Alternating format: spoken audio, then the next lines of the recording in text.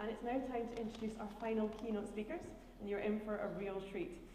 Joining us for the last session of the morning, we have a dynamic duo, no pressure, from America, Ryan and Tyler. They have been with us all week on a learning journey, exploring and learning from the very best of Scotland. Their organisation, MODEX, is a global strategy advisory group and knowledge exchange network focused on accelerating the industrialised housing industry.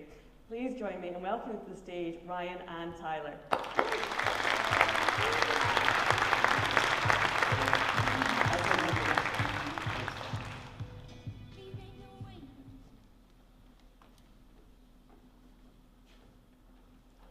Testing, testing. There we go. How about yours, Tyler?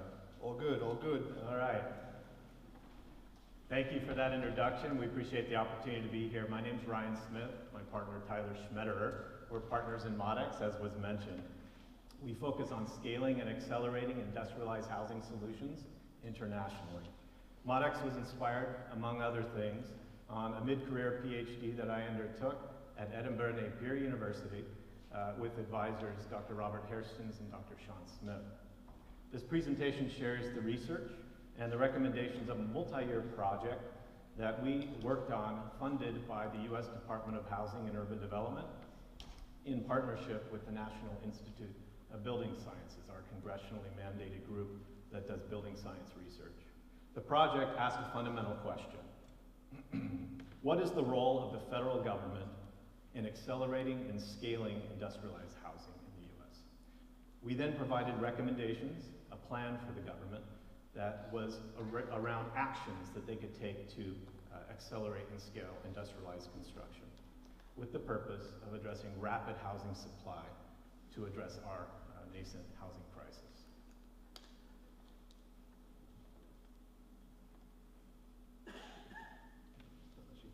It's you? Oh, that's you. You want me to take it? Okay. For this multi-year project, supported by U.S. Department of Housing and Urban Development, we combined archival research of primary policy documents with in-country investigative research and knowledge exchange events held in the US. We came to the UK 2-3 years ago. We also went to Japan, we went to Sweden. We collaborated with domestic and international expert partners, and MODEX conducted a systematic analysis of each country's actions relative to addressing the respective housing crises and establishing a self-sufficient off-site construction industry. Early on in the project, we discovered that each country studied with a sustained high penetration of industrialized housing does so with a functional, high-technology housing sector, a subsector of the construction industry focused on delivering housing using approaches and technologies comparable to other high-tech sectors. And it's supported by what we call a national innovation system, which is a framework of government, industry, academia, and NGOs all working together in the quadruple helix of innovation. Leveraging the quad helix framework, we decided at the outset of the in-country research phase to invite a cross-functional delegation of leading off-site experts from around the world to accompany the principal investigators to magnify the project objectives and facilitate ongoing cross-border knowledge exchange. There's some familiar faces in the audience, as you can see. The key research partner group consisted of over 200 leading experts from 6 countries and a broad spectrum of housing innovation ecosystem, many of whom accompanied us during the international trips. We are very grateful for the investment of time, energy, and intellectual capital that these partners contributed to our research and the acceleration of off-site construction delivery around the world.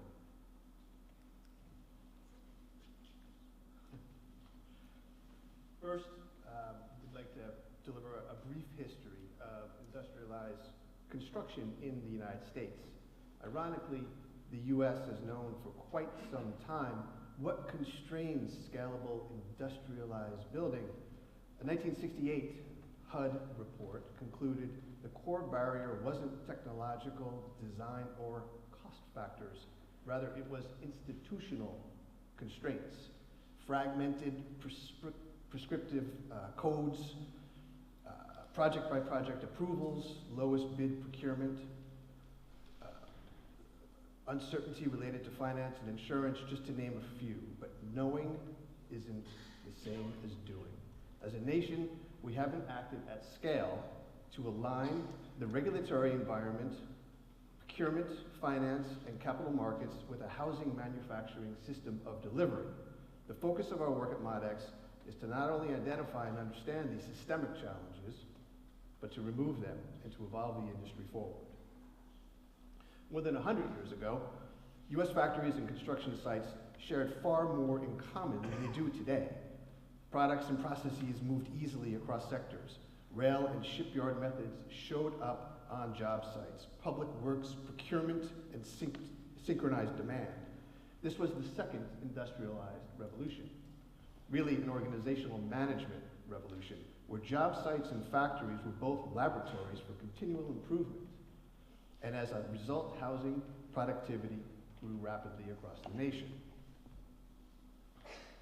Around 1970 in the US, construction was increasingly industrializing and steadily migrating off-site. As a nation, we had it going on. In 1968, HUD launched Operation Breakthrough, a program that repurposed ship and tank building factories from World War II to establish prototype sites throughout the country, to produce panelized, componentized, and modular housing solutions.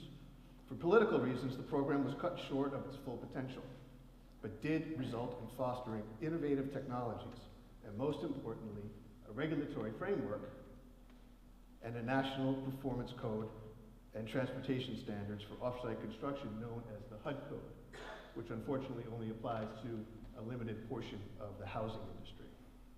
During this time, Sweden and Japan had less developed off-site sectors than the US, but they carefully studied American examples and then made the structural reforms we are only now considering as a nation. They built performance-based pathways, stood up evaluation bodies, aligned procurement and finance, and kept iterating these efforts. This is why their off-site capacity progressively scaled over time, while the US industry simply did not. Note the remarkable similarity in the archival US images from 1970 to Japan and Sweden from today. It's kind of shocking. The leading off-site manufacturer of the time, National Home Corporation, was a top 10 national builder. They were producing 30,000 units annually, employing nearly 5,000 people and generating $85 million in revenue, equivalent to $600 million today. This was a big company. Founded in 1940 during World War II, but in a sign of things to come, they ceased operation in the aftermath of Operation Breakthrough. This NAHB, National Association of Home Builders chart, represents the total production of volumetric, modular, and panelized houses completed in the US over the last 3 decades. It is not a pretty picture. Reminds me a little bit of Mark Farmer's chart, but even more off a cliff. During this period, total volume peaked at around 80,000 units in the early 2000s. December 2007 was the start of the Great Recession that didn't end until June 2009, or about 18 months. This historic macroeconomic event had a major impact on the US off-site construction industry, decimating annual volume output and resulting in the closure of a substantial percentage of off-site manufacturers. Since that time, the industry has not recovered to previous annual output levels and has rebased just shy of 30,000 units, or about 2/3 less of that peak, and coincidentally equal to the same volume of National Homes Corporation in 1970, one single company. The chart on the right illustrates how the Japanese and the Swedish markets fared much better during this time, having implemented national code harmonization, demand aggregation, and performance code shift. So during our research in the US, we visited a host of off-site manufacturing facilities and project sites across the nation, coast to coast, and hosted an international delegation in the Northeast and Mid-Atlantic regions, as we toured some of the more advanced facilities in the country. They do exist in the US. The MODEX international delegation to Japan was also comprised of a quad helix of representatives. Unsurprisingly, there was certainly much to learn from the Japanese. Japan's government first encouraged the development of industrialized offsite construction during the early 60s. Sekisui Chemical, a large plastics company, developed this prototype, the Sekisui House, in 1960.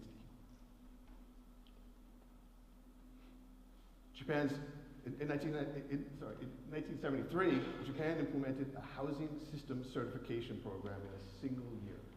A company-led, performance-based approvals with factory Q&A and monitoring. This is what drives their unparalleled speed and quality. Homes completed in a day at sector scale throughout. One of the many highlights during this trip to Japan was visiting Sekisui Heim steel and timber-based manufacturing facilities. This is a world-class illustration of highly industrialized, vertically integrated volumetric modular construction. In this facility, the manufacturing rate, or the takt time, is about 3 minutes on average. So every 3 minutes, a unit is coming off the line and out the door all day long. 3 minutes.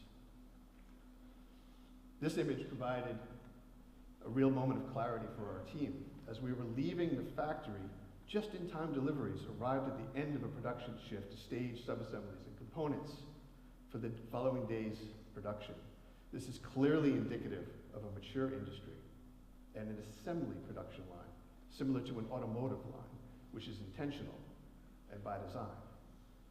Note the autonomous robot on-site distribution in the lower left-hand corner, because in Japan, there is no such thing as being too efficient. It is this long-term experience and integration that allows Japanese companies to assemble a custom house on-site in a few hours, as we witnessed during our trip. This integrated systems approach and a deep understanding of end-user values is core to the design and management of highly industrialized Japanese off-site manufacturing facilities that fully integrate with site assembly and finished processes that set the high standard around the world. This video, this is a 1.5-minute sequence that illustrates how industrialized the entire transport, set, and finish processes in Japan. First, the volumetric units or the modules are sequenced and transported to a crane pick location. Crane rigging is attached very quickly, and the volumetric units are hoisted. The units are efficiently craned over high voltage power lines in windy conditions, I might add, which is terrifying to watch. And then the volumetric units are then lowered into assembly set position very quickly and attached to the foundation and adjoining units. While this is all happening, the next unit is being positioned in place for the next crane pick. The entire process is like a tightly choreographed dance and is a sight to behold. I've been in this industry for over 20 years.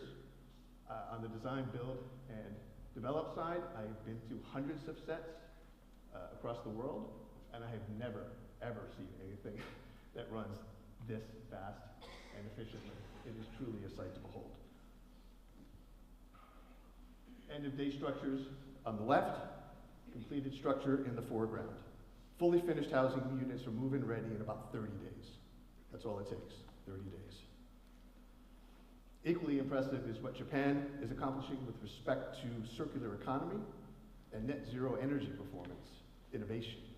The Japanese government is aggressively promoting use of renewable energy and has mandated that all new residential construction is zero energy by 2030. 2030. Today, off-site industry leaders like Sekisui Heim, Sekisui House have increased disaster-resilient zero energy home productions of over 92%. So over 92% of all homes coming off the line are net zero today. And that's up from 30% just 6 years ago, far ahead of the conventional construction industry, which is only 17%. The off-site construction industry has a major strategic advantage over traditional construction in Japan.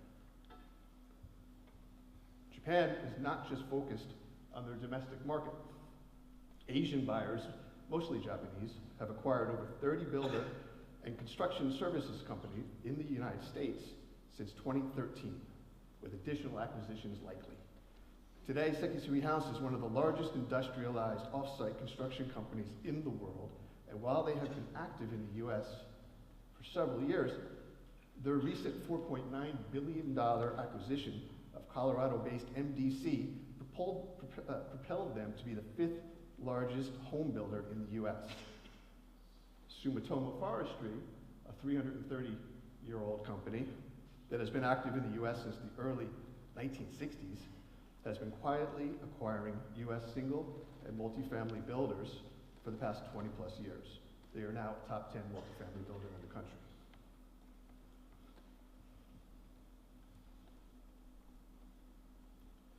The Modex international delegation pictured here to Sweden also had much to see and learn from this highly advanced industrialized construction industry as we toured manufacturing facilities, project sites, and met with various government representatives from Stockholm and Skellefteå.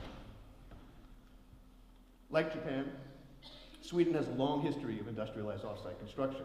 Following World War II, as much as half of all single-family construction in Sweden utilized this method. Also similar to Japanese off-site housing companies, Swedish manufacturers like this new Lindbäck's facility pictured here integrate factory processes with design and engineering, on-site assembly, and site finishing to maximize their return on this capital investment.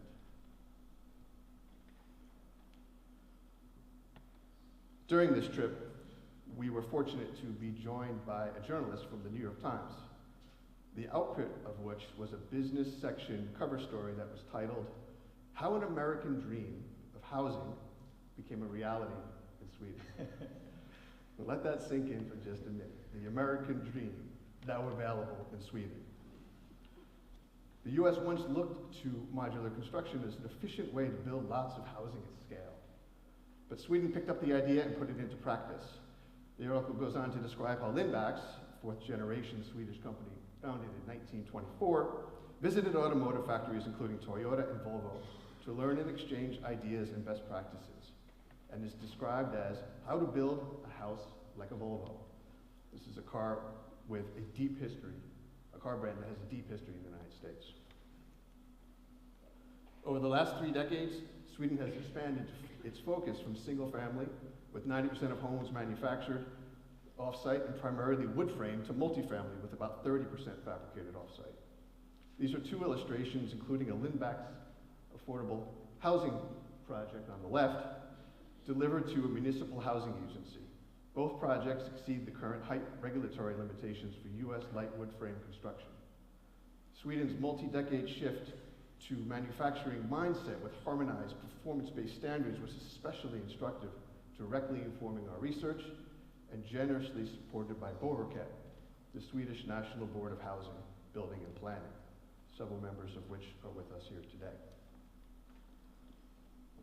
Sweden has continued to innovate in sustainable wood-based industrialized construction, serving as a global model for mass timber construction.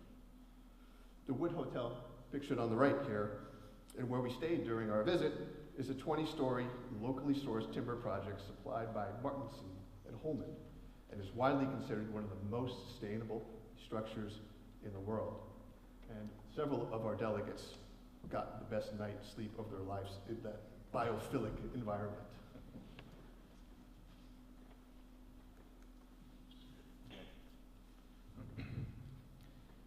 Whereas the analysis of Japan and Sweden that Tyler's presented included more mature, what we would call mature industrialized housing cultures, the case of the UK was selected because its government-led acceleration efforts are currently underway. The Modex International Delegation visited both Scotland and England during our in-country research tour. Like other countries we visited, Scotland's success is closely linked, we view, to long-term government, industry, academic, and NGO partnerships embodied by the likes of BEST. The leadership of BEST demonstrates the potential of fostering a critical national innovation system where the quad helix, the entities of the quad helix, converge to create value for one another, train the next generation of off-site workforce, and exchange knowledge to foster innovation and commercialize solutions. We consider this an informative and replicable model to advocate for across the US. During our research trip, we visited one of the largest and longest operating companies in Scotland, CCG, perhaps you've heard of them, to better understand how they coordinate design and engineering with manufacturing high-performance closed panel systems at scale.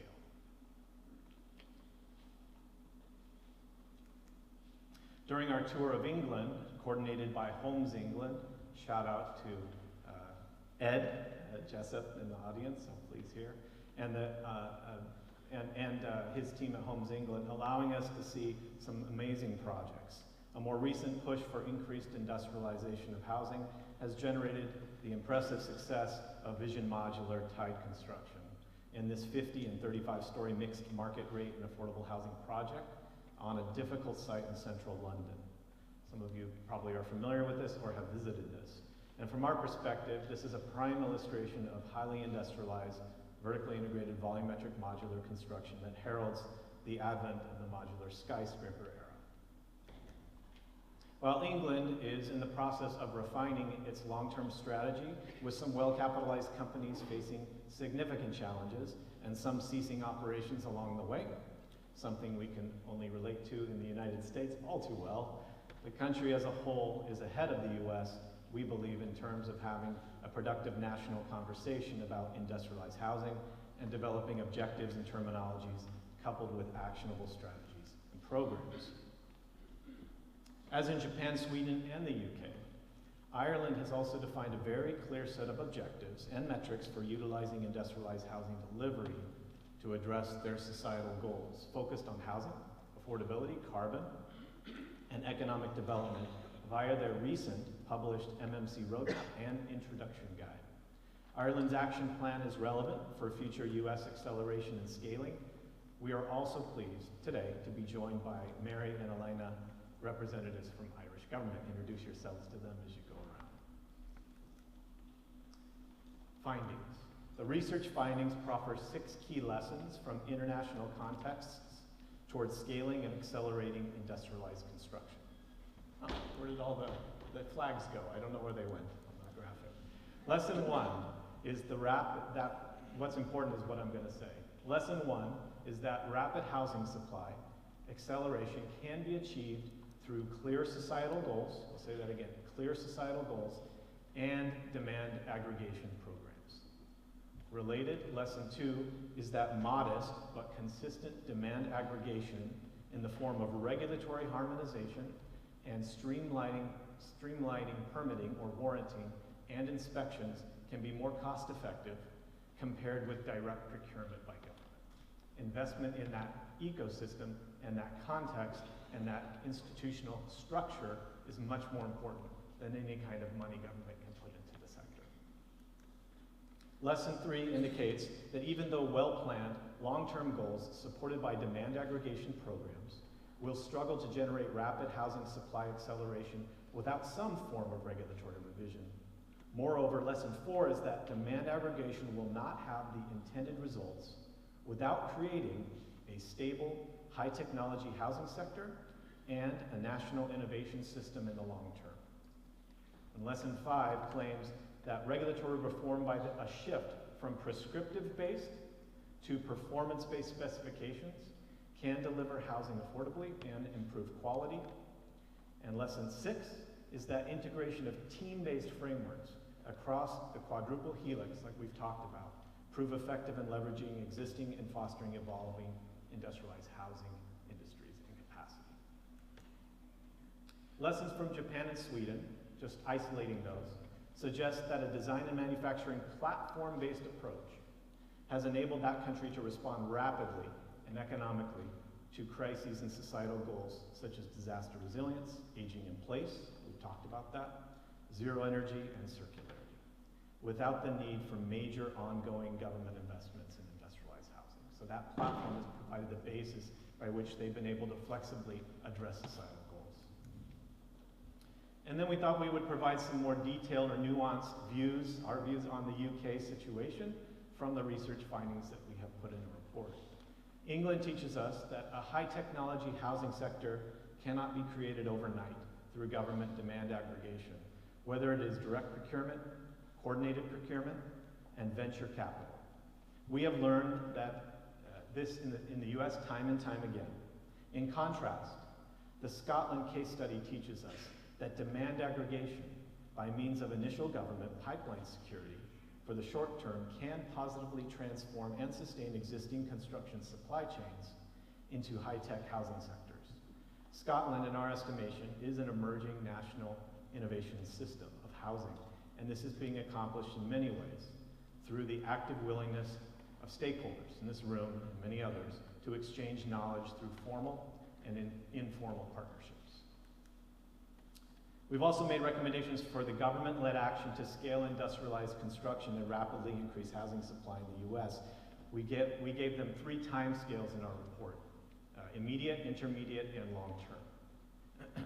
The immediate action is related to demand aggregation in a whole-of-government standard award criteria for all the grants and awards that are offered, that those will be aligned with the effect to promote industrialized construction. The intermediate action is developing and implementing a federally sanctioned housing system certification program, not unlike Japan, for industrialized housing to cost-effectively streamline our building regs. The long-term action is related to that, to foster a performance-based building code to realize a high-technology housing sector and a national innovation system. All 3 recommendations are underpinned, as you can see here, with ongoing education and technical assistance for the stakeholders involved in making these actions happen. And the action plan finally called for the intentional and persistent leadership of government in these actions, leveraging the quad helix of innovation. One of the final out-of-the-box recommendations, the introduction of the Nobel Prize for Industrialized Construction. There's a few Scots that come to mind. When I asked Dr. Hairstons if he would be my PhD advisor many years ago, he said, "Only if you will nominate me for the Nobel Prize." Done, Robert, done. We're going to conclude with where this has gone now. We're applying the same logics of that action planning activity with the federal government currently to states and municipalities in the US. We realize this won't happen unless it's action at that level. So the 6 regions that MODEX is currently supporting are shown on this map. There are primary partners in each of the regions that we work with, and then they have an expanded set of stakeholders.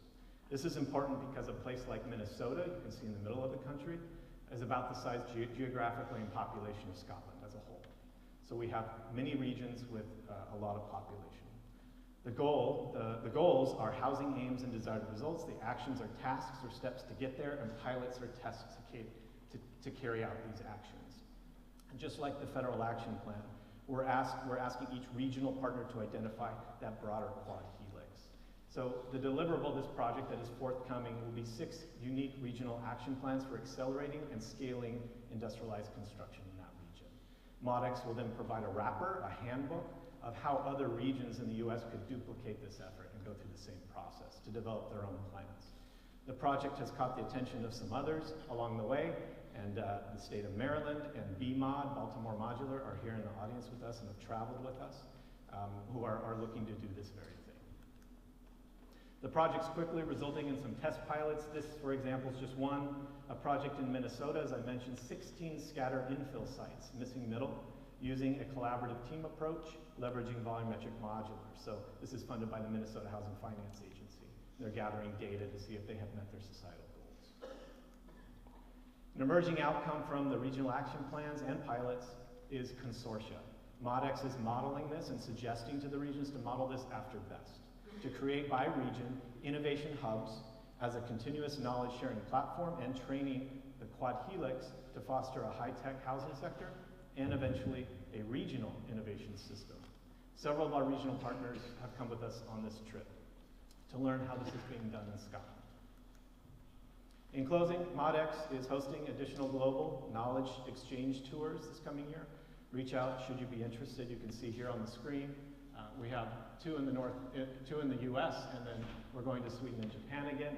I think from the images, maybe some of you want to join us. We really enjoy our time of going these trips. The networking is incredible, and of course, the food and drink is impeccable. Thanks for the Leaf Distillery dinner. It was amazing.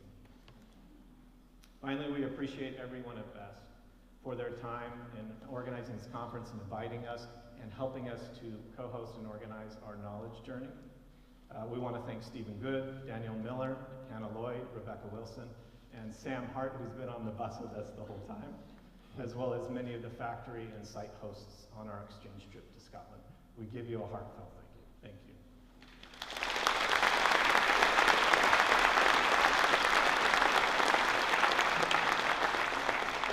Thank you very much, Ryan and Tyler. We're actually going to do a very quick Q&A, so if you want to sit down. So if we can get questions in for Ryan and Tyler, that would be great, thanks. I'm going to go straight into it, because we don't have that long. So first of all, from Gary Robertson, thank you, fantastic presentation. In your opinion, why is the UK lagging behind in adoption of industrialized construction and innovative build materials which promote construction efficiency and sustainability? Yeah, so every country we go to asks this same question. So everyone thinks another country has figured it entirely out. You know, I don't know if you can hear me or not. Yeah, I think it's okay. Okay. As we mentioned in our research, we think, and as you have well articulated, England and Scotland are very, very different animals with respect to this topic of industrialized construction. Didn't mean to call you animals, by the way. Very different contexts entirely. And we start to see some of that also in the United States when we go from region to region. They're very different places. They have unique construction cultures. Despite what we want to think, construction is a regional affair. It really is. Labor, finance, insurance, etc., supply chains. And so I think the more and more we can focus on what works for a particular region and trying to build that up and the strengths of that region, I think the better. That has to be then countered with the fact that we do need regulation at scale, right? We need regulations that move across those jurisdictions. So a single manufacturer can still supply 100 miles away, potentially, as opposed to just being within their local jurisdiction. So there'll be some thoughts I've had about UK. I don't know if you want to add anything. I mean, I would just, we get asked this question a lot. I think you need political leadership.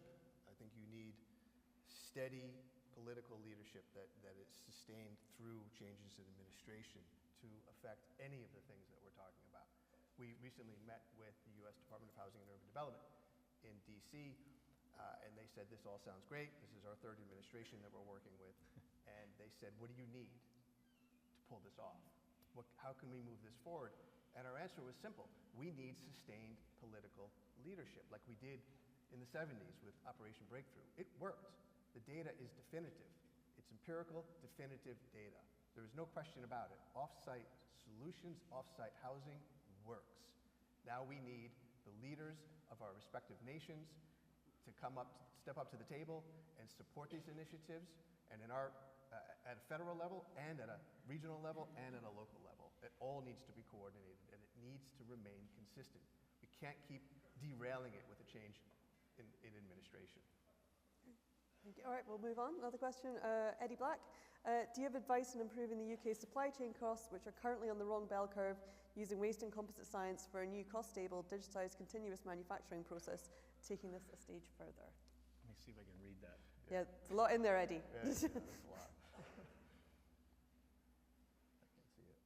I think basically about ways to improve the UK supply chain costs, which currently Eddie feels are on the wrong path. Yeah, I don't know that I have a great answer for that. I don't know enough about the UK and supply chain to answer that question, unfortunately. So no problem. Yeah. How likely is Robert Hairstones to get a Nobel Prize over the next few years? Thank you, Sam Hart, for that question, and the 16 people who upvoted it. I'd like to take a poll in the room. Yeah, Who thinks Dr. Hairston should receive a Nobel Prize? He's already got the leader award, so. I'm sorry to embarrass you, Robert. It's my job. The legend award. I think he's already on his way. So we just need to get the category, and the Swedes are here that can help. There is an interesting question that has been upvoted. I did not realize the president was with us, but I'll skip that one over. But in general, will it help make America great again? Oh, good. Thank you very much. Yeah. This is one of the remaining few bipartisan issues. We like to refer to it as a nonpartisan issue. Housing is a universal need and a right, no matter where we are in the world. Now, the United States is deeply divided, as everybody knows. There are a lot of nations around the world that are deeply divided. Our work has undergone review after review. They continue to support it because housing is a fundamental right. There is one recent bright spot that has happened in our country recently, just last month. The Senate, the US Senate, just passed the first bipartisan housing bill in the last 10 years, called the Road to Housing Act. It came out of committee, unanimous. It went to the Senate. It was approved with a 3/4 majority. This doesn't happen at all. That's the problem. But it has happened. Now, the legislation moves to the House of Representatives, the other part of Congress, and they'll take it up when they come back from their extended holiday. Whatever that is. I think one final question, this is a really interesting one. Do you think there is any link with scaling and modular construction in Japan and Sweden, which are much more collective societies, versus the US and the UK, which are more individualistic? Really great question. Yeah, that's a great one. Reading into the subtext of those cultures and how they operate. Yes, you're right. I think the US and UK do operate a lot more like Sweden and Japan do. They're also more, I would say, homogeneous societies as well in many ways, demographically, economically, et cetera. So what we have been pressing on quite a bit in this project is the fact that we think the key things are not just culture, but they're policy related, right? Yeah. And so in this example Tyler was sharing, one thing that we are trying to advise the federal government on is now's the time. If you do have bipartisan, nonpartisan buy-in on this issue of housing and housing supply, which fundamental need, can we come to the table to affect the policies that surround that? And there are significant conversations going on right now about how to take something like our performance code that applies to a very small fraction of our housing and try and scale that to all of housing. And I think that's an opportunity also potentially in the UK. Okay, perfect. Right, we've got time for one very quick question. And I'll go to Kat. With increased efficiency in modular building, how do we ensure no rebound effect? More construction leading to indirect carbon emissions. How do we look at that? Modular construction, how do we ensure no rebound effect? Yeah, basically, if we're building more, how do we ensure there's not a rebound effect? We have I don't know if this is the case in the UK, but we do have a segment of the US that vehemently pushes against using more timber for construction. It's small because I would say that in residential we are 80 to 90% timber and have been since really the inception of our country. However, as we build taller, as we build more, it requires more wood. And so there's an education piece there that I know you're doing and we're having to do to talk about regenerative materials, bioregenerative materials, and that is also a sustainability strategy in as much as it is a cost-effective strategy for building. Yeah, I mean, more industrialized construction will mean less of a dependency on traditional site-built construction.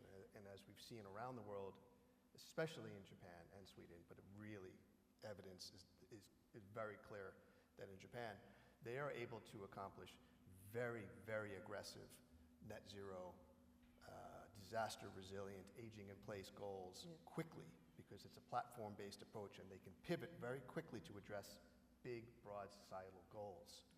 And that is why they're 92% plus net zero out of the factory. The conventional industry is struggling at 17% only. They have a much harder time pivoting.